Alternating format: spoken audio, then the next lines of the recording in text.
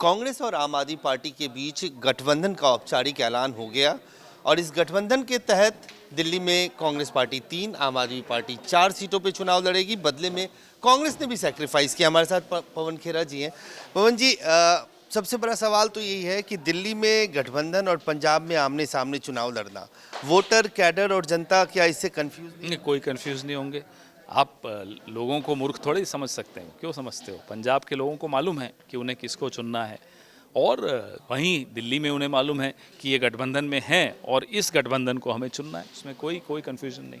आज जो गठबंधन का ऐलान हुआ उसमें साफ तौर से दिख रहा है कि दोनों ही पार्टियों ने अपना अपना कुछ जो स्टेक था उससे पीछे हटी। भरूच की सीट आपने उनको दे दी, चंडीगढ़ की सीट आम आदमी पार्टी ने कांग्रेस को दे दी। तो ये एक लार्जर इंटरेस्ट में किया हुआ अलायंस है। होता ही ऐसा, जब भी कोई गठबंधन होता है दोनों तरफ के लोगों को, दलों को कुछ पीछे हटना पड़ता है, समझौते करने पड़ते हैं, तभी तो गठबंधन मजबूत बनता है। बीजेपी ठगबंधन कह रही। उनका गठबंधन चल रहा है ना, शिंदे जी का और भाजपा का गोलियां चलती है ना एक दूसरे पर, उनको बोलिए उस पर थोड़ा चर्चा कर लें।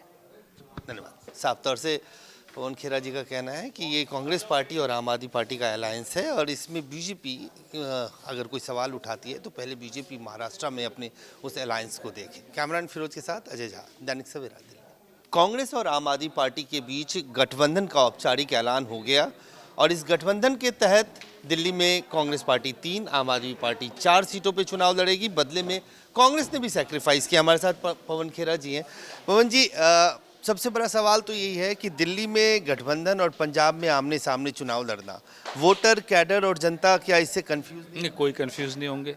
आप लोगों को मूर्ख थोड़े ही समझ सकते हैं। क्यों समझते हो? पंजाब के लोगों को मालूम है कि उन्हें किसको चुनना है, और वहीं दिल्ली में उन्हें मालूम है कि ये गठबंधन में हैं और इस गठबंधन को हमें चुनना है। उसमें कोई कन्फ्यूजन नहीं। आज जो गठबंधन का ऐलान हुआ उसमें साफ तौर से दिख रहा है कि दोनों ही पार्टियों ने अपना अपना कुछ जो स्टेक था उससे पीछे हटी।